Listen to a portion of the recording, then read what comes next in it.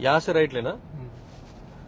नमस्कार, मी राहुल कुलकर्णी, एनडीटीव्ही मध्ये तुमचं स्वागत आहे. आपला प्रवास थांबणार नाही, कारण महाराष्ट्राच्या निवडणुका एका विशिष्ट अशा उच्चतम पातळीवरती आलेल्या आहेत आणि महाराष्ट्रातला जवळपास 80% भूभाग फिरल्यानंतर बऱ्याच प्रेक्षकांना असं वाटतं की आम्ही काहीतरी स्वतःचं मत व्यक्त करावं.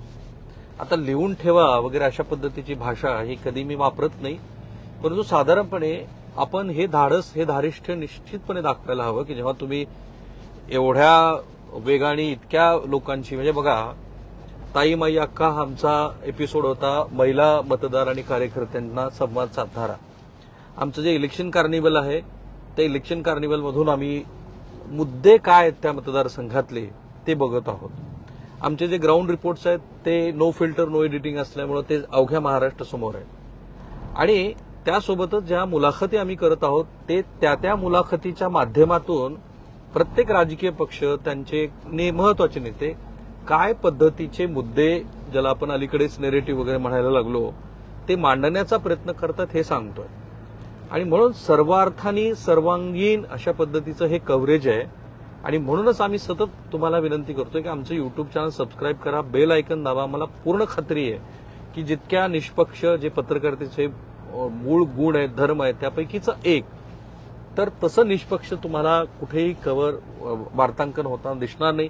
आणि हे वार्तांकन अधिकात अधिक लोकांवर पोहोचावं, लोकांपर्यंत पोहोचावं, याची जबाबदारी तुमची पण आहे, कारण हे व्हिडिओ तुम्ही पाठवा लोकांना. आणि म्हणून मी म्हटलं की लिहून ठेवा की आता जे 2 मुद्दे मी सांगतो आहे की जे 2च महत्वाचे घटक आहेत की जे घटक या महाराष्ट्राच्या विधानसभा निवडणुकीचा निकाल लावणार आहेत. आता माझ्या मते या आतापर्यंतच्या आमच्या प्रवासामध्ये महाविकास आघाडीला आम्हाला थोडीशी बाजू त्यांची वरचढ आहे असं दिसतंय आत्ताही. पण किती प्रमाणामध्ये, तर लोकसभेला जसं वातावरण होतं तसं आत्ता नाहीये. अजूनही महाविकास आघाडीबद्दल लोकांचं ममत्व, जे कुठले वेगळे समाज घटक आहेत त्यांचं आहे, परंतु महायुतीनं बरंचसं मैदान हे कव्हर केलंय. ते खडबडून जागे झाले. त्यांनी जागा वाटपासंदर्भातला घोळ कमीत कमी होईल असं पाहिलं. त्यांचे नेते हे एक सुरात बोलताना दिसतात. कमीत कमी कॉन्ट्रोव्हर्सी त्यांच्याकडे आहे. त्यांच्या जागा वाटपाच्या जिथे जिथे जागा अडचणीच्या होत्या तिथे जागा वाटपाचा तिढा स्वतःचे उमेदवार देऊन, प्रसंगी स्वतःच्या काही जागांचं बलिदान देऊन हे इतर 2 पक्षांना भारतीय जनता पार्टीने करायला लावलं हे दिसतं आहे. महाविकास आघाडी हे अॅडव्हान्टेज असून सुद्धा त्याला फार मोठ्या प्रमाणामध्ये स्वतःच्या बाजूनं वळवताना दिसली नाही. तरी सुद्धा मी असं का म्हणतो आहे की महाविकास आघाडीला हे थोडंसं इंग्रजीमध्ये ज्याला एज म्हणतो आपण, वरची बाजू म्हणतो, तशी ती वरची बाजू आहे. तुमचे सगळे प्रश्न तुम्ही टॅग करा. त्यातल्या किती प्रश्नाला मला उत्तर देणं शक्य आहे मी करेन, कारण मी पहिल्यांदा स्वतःचं असं थेट मत व्यक्त करतो आहे. लोकसभा निवडणुकीच्या तुलनेनं विधानसभा निवडणुकीतले मुद्दे पूर्णपणे वेगळे आहेत. निवडणूक अधिक लोकल हायपर झालेली आहे. लोकांच्या दृष्टीनं आपला उमेदवार कोण हे जास्त महत्वाचं आहे. लोकसभा निवडणुकीमध्ये महायुतीच्या उमेदवाराला पाडायचंच अशा भूमिकेमध्ये जनमत होतं, तसं आत्ता नाही. श्री शरद पवार यांच्याबद्दल लोकांना अजूनही एक ममत्व आहे, प्रेम आहे, त्यांच्याबद्दल सहानुभूती वगैरे जे काही तुम्हाला म्हणायचं ते म्हणा. ते एक जबाबदार जाणते नेते आहेत. परंतु ते तसंच्या तसं लोकसभा निवडणुकीमध्ये शरद पवार या व्यक्तीमुळं जे मतपटीमध्ये रिफ्लेक्ट झालं ते पूर्णपणे तसंच्या तसं होईल असं मला अजिबात वाटत नाही. उदाहरणादाखल मी असंख्य उदाहरणं सांगू शकतो की जिथे त्या कॉन्स्टिट्युन्सीमध्ये, अगदी बारामतीचं मी उदाहरण देईन की बारामतीमध्ये शरद पवार आहेत म्हणून शरद पवारांच्या बाजूनं जनमत आहे, याच्यात काही दुमत नाही. पण म्हणून अजित पवारांचा पराभव होईल असं मानण्याचं धाडस मी तर करणार नाही. म्हणजे पवारांच्याबद्दल सहानुभूती आहे, परंतु ते अजित पवार यांना पराभूत करेल इतकं ते बळ आहे असं मला वाटत नाही. आणि हे जवळपास प्रत्येक कॉन्स्टिट्युन्सीमध्ये आहे. दुसरा मुद्दा, श्री उद्धव ठाकरे यांच्याबद्दल लोकांना, स्पेशली मायनॉरिटी कम्युनिटीमध्ये आजही तसंच प्रेम आहे जसं लोकसभा निवडणुकीमध्ये होतं. परंतु माझ्या मते उद्धव ठाकरे यांनी बऱ्याच अंशी स्वतःबद्दलच्या सहानुभूतीबद्दलचा जो काही होरा मांडला असेल त्यांच्या मनामध्ये, तो प्रत्यक्षात मतपेटीमध्ये येईल असं मला वाटत नाही. म्हणजे अजित पवार, उद्धव ठाकरे यांच्याबद्दल सहानुभूती असली तरी पक्ष संघटन बळकट नसणं वगैरे या गोष्टी ह्या त्यांच्या विरोधात जातील. ते जे 50 खोके अमुक असे सगळे आरोप होते ते वर्कआउट होताना मला दिसत नाहीत. अगदी शहाजी बापूच्या मतदारसंघामध्ये, संजय शिरसाट यांच्या मतदारसंघामध्ये पण जेन्युन मतदारांना असं वाटतं की ठीक आहे, तो मुद्दा होता लोकसभा निवडणुकीमध्ये महत्वाचा होता, परंतु बाळासाहेब ठाकरे यांची शिवसेना फोडली हा जो राग लोकसभा निवडणुकीमध्ये होता तो राग तसाच्या तसा आहे असं मला वाटत नाही. काँग्रेस पक्षाबद्दल माझ्या मते पूर्व विदर्भामध्ये काँग्रेस बेटर परफॉर्मन्स करते आहे. काँग्रेस पक्षाबद्दल जी स्थिती 2019च्या विधानसभा निवडणुकीमध्ये होती तशी नाहीये. काँग्रेस पक्ष जर संपूर्ण विदर्भामध्ये परफॉर्म चांगला करत राहिला तर सत्तेचा हा जो पॅराडाईम आहे तो काँग्रेस पक्षाकडे म्हणजे महाविकास आघाडीकडे झुकू शकतो अशी स्थिती आहे. आता हे सगळं मी महाविकास आघाडीची बलस्थानं सांगितल्यानंतर एक आणखी गोष्ट त्यांना सांगायला पाहिजे मला, ती म्हणजे महाविकास आघाडीच्या बाजूने जाते म्हणजे श्री देवेंद्र फडणवीस यांच्याबद्दलची नाराजी ती तशीच आहे. ती कमालीची नाराजी मला दिसते आहे. त्यांच्याबद्दलचं जे काही नेरेटिव्ह असेल, पसरवलं गेलं असेल, खरं खोटं, पण ते मतदारांमध्ये आहे. स्पेशली मराठा समाजातल्या तरुण वर्गांना असं वाटतं की देवेंद्र फडणवीस हे आपल्या समाजाच्या विरोधामध्ये आहे आणि ती गोष्ट ही जरांगे पाटील यांनी उमेदवार मागे घेतल्यानंतर महाविकास आघाडीच्या बाजूने जाऊ शकते. कारण जरांगे पाटील यांचे उमेदवार जर निवडणुकीच्या रिंगणामध्ये राहिले असते तर त्याचा तोटा महाविकास आघाडीला झाला असता. आता महायुतीच्या बाजूने अशा गोष्टी घडल्यात की महायुतीनं स्वतःचे जेवढे दोष होते ते कमीत कमी करण्याचा प्रयत्न केला आहे. मायक्रो ओबीसीचं मॅनेजमेंट केलं आहे. उमेदवाऱ्या देताना काळजीपूर्वक उमेदवाऱ्या दिलेल्या आहेत. तिन्ही पक्षातली जी नाराजी होती ती कमी केली आहे. देवेंद्र फडणवीस यांच्याही तुलनेनं मराठवाड्यामध्ये कमी सभा होतील असं नियोजन आहे. देश पातळीवरचे 2 महत्वाचे नेते सुद्धा महाराष्ट्रात कमीत कमी येतील असं मला नियोजन दिसतं आहे. किंवा ते आले तरी ज्या पद्धतीची ते भाषा वापरतायत त्याबद्दल मला अजून तरी दिसलं नाही की त्यांनी थेटपणे श्री शरद पवार यांच्यावरती हल्ला चढवलाय.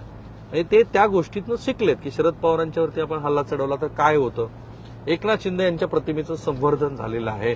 ते एक लोकाभिमुख मुख्यमंत्री आहेत अशा पद्धतीनं त्यांच्याबद्दलचं मत असलं तरी त्यांच्या भोवती असलेले जे आमदार उमेदवार आहेत त्यांची मात्र प्रतिमा काही सुधारलेली नाही. पण ती पूर्णच्या पूर्ण जशीच्या तशी महायुतीच्या विरोधात जाईल अशी पण स्थिती नाही. पण मी जे 2 मुद्दे सांगतो आहे त्या 2 मुद्द्यामध्ये जाण्याच्या आधी शेतकऱ्यांमधली नाराजी प्रकर्षाने मला दिसते आहे जी महाविकास आघाडीच्या बाजूने जाईल. पण प्रश्न असा निर्माण होतोय शेतकऱ्यांच्या समोर सुद्धा की सरकार कोणाचं आलं तरी शेतीविषयक प्रश्नामध्ये उकल करण्यामध्ये फारसा कुठला राजकीय पक्षाला रस नाहीये. ते शरद पवारांना जाणता नेता मानतात, शेतकरी प्रश्नाची जाण असलेले नेता मानतात, पण संपूर्ण एक गठ्ठा मतदान शेतकऱ्यांचं हे जसंच्या तसं महाविकास आघाडीला होईल अशी स्थिती नाहीये. म्हणून मी म्हटलं की ह्या सगळ्यांची गोळाबेरीज केल्यानंतर सुद्धा 2 महत्वाचे घटक आहेत की जे घटक या महाराष्ट्राच्या विधानसभा निवडणुकीचा निकाल लावणार आहेत. घटक क्रमांक 1, एकनाथ शिंदे यांनी शिवसेना फोडली आणि श्री अजित पवार यांनी राष्ट्रवादी काँग्रेस फोडली. त्याचा फटका लोकसभा निवडणुकीमध्ये महायुतीला बसला. एक नेरेटिव्ह होतं की लोकांना राग होता की पक्ष फोडाफोडी करून ज्या पद्धतीचं राजकारण केलं, आजही तो आहे मी सांगितलं, पण तो तेवढ्या प्रमाणात नाही. पण त्याचा आता महायुतीला कसा फायदा होताना दिसतोय तर ते तेव्हा जे पक्ष फोडले होते तर त्यातली मातब्बर नेते मंडळी 40 इकडचे 40 इकडचे हे जे चेहरे आहेत, जे एस्टॅब्लिश चेहरे म्हणजे गुलाबराव पाटील 4-5 वेळेला निवडून आले, संजय शिरसाट 4-5 वेळेला निवडून आलेत, संदीपान भुमरे 4-5 वेळेला निवडून आलेत, अजित पवारांच्या गटातले पहिले जे 8 मंत्री आहेत त्यातले अनिल पाटलां ते पहिल्यांदाच निवडून आले, नंतर प्रतोप झाले. पण ही सगळी तालेवार मातब्बर अशी मंडळी आहे. म्हणजे इकडचे 40 आणि इकडचे 40 हे 80 नग हे वेगळ्या अर्थाने वापरतोय मी शब्द इथे, तसा कुत्सित पद्धतीने त्याचा अर्थ घेऊ नका. पण हे जे 40 उमेदवार आहेत, इकडचे 40 आणि इकडचे 40, 80 नवे चेहरे शोधणं आणि त्या चेहऱ्याला तसंच्या तसं रिप्लेस करणं ही खूप मोठी गोष्ट आहे. लोकसभा निवडणुकीमध्ये 48 लोकसभा मतदारसंघामध्ये पर्यायी उमेदवार शोधणं तुलनेनं सोपं आहे. त्यांची मॅनेजमेंट बघणं तुलनेनं सोपं आहे. खास करून उद्धव ठाकरे यांना तसे उमेदवार शोधता आलेले नाहीत. शरद पवार यांना सुद्धा तसा जो एक तिकडचा नग आहे त्याला दुसरा तशाच पद्धतीचा नग देता आलेला नाही. आणि हाच या विधानसभा निवडणुकीतल्या महत्वाच्या 2 मुद्द्यापैकी एक मुद्दा आहे की अजित पवार यांच्याबरोबरचे जे आमदार आहेत त्यांचं पूर्ण पानिपत करणं. ठीक आहे, 1991-95 आणि पुलोचा प्रयोग झाला तेव्हा ते शक्य आहे, आता ते शक्य नाही. आता माझ्या मते हे जे प्रस्थापित असलेले नेते आहेत, त्या प्रस्थापित नेत्यांच्या विरोधामध्ये कुणीतरी नौका किंवा दुसऱ्या तिसऱ्या फळीतला नेता देऊन त्याचं पूर्ण पराभव घडवून आणणं हे तुलनेनं अवघड आहे. आणि म्हणूनच विधानसभा निवडणुकीतला सगळ्यात महत्वाचा मुद्दा जो मला दिसतोय तो हा आहे की ह्या 80 ठिकाणी जे नवे दिलेले उमेदवार आहेत. दुसरा मुद्दा त्याहून महत्वाचा आहे, काही लोकांच्या मध्ये 1995 साली जे 45 वगैरे आमदार निवडून आले आणि तशी परिस्थिती महाराष्ट्राच्या यंदाच्या विधानसभा निवडणुकीमध्ये होईल, कारण जवळपास 70-72 विधानसभा मतदारसंघामध्ये अत्यंत प्रबळ असे बंडखोर मैदानाच्या रिंगणामध्ये आहे. माझं त्याबद्दलचं आकलन असं आहे की मतदार इतका बंडखोरांच्या मागे जाईल अशी परिस्थिती मला वाटत नाही. त्याला स्वतःच्या मताचं महत्व कळतं. तो एकतर महाविकास आघाडीच्या उमेदवाराला मत देईल किंवा महायुतीच्या उमेदवाराला मत देईल.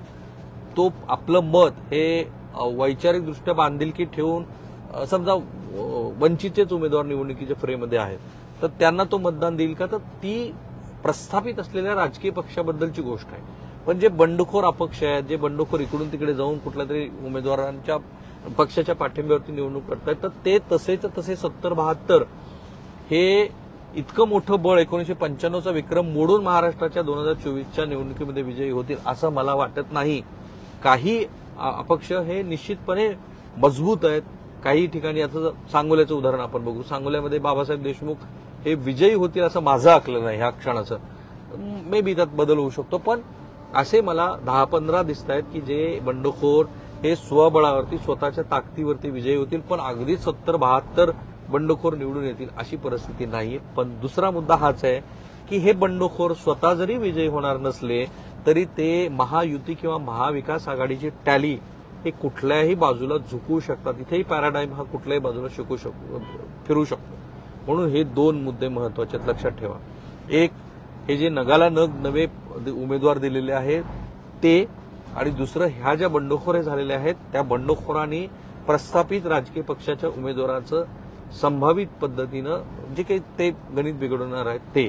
माझ्या मते या निवडणुकीतला सर्वात महत्वाचा भाग जर काय असेल तर हे ते दोन मुद्दे आहेत. कारण ज्या राष्ट्रीय मुद्द्यावरती लोकसभेची निवडणूक झाली होती त्या मुद्द्यापेक्षा त्यातले काही 1-2 शेतकरी प्रश्नाचे संदर्भ सोडले तर फारसे मुद्दे लोकसभा निवडणुकीतले विधानसभा निवडणुकीमध्ये नाहीत. आणि ही एका अर्थाने महायुतीसाठी जमेची बाजू असली तरी या क्षणाला महाविकास आघाडी वेगवेगळ्या कारणानं थोडीशी का असेना पण पुढे. थांबूया आपण इथे. आमचा प्रवास नांदेडच्या दिशेनं सुरू आहे, कारण आज आमचा इलेक्शन कार्निवलचा शो तिथे आहे. तुमचं याबद्दलचं जे काही मत आहे ते मत तुम्ही जरूर या व्हिडिओच्या कमेंट बॉक्समध्ये टाका. एनडीटीव्ही सगळ्या सोशल मीडिया प्लॅटफॉर्मवरती आहे. आमचं युट्यूब चॅनल सबस्क्राईब करा, बेल आयकन दाबा आणि महत्वाच्या सूचना खूप साऱ्या तुमच्या ज्या कमेंट्स आलेल्या आहेत त्याचंही नंतर मी कधीतरी विश्लेषण करेन. थांबूया.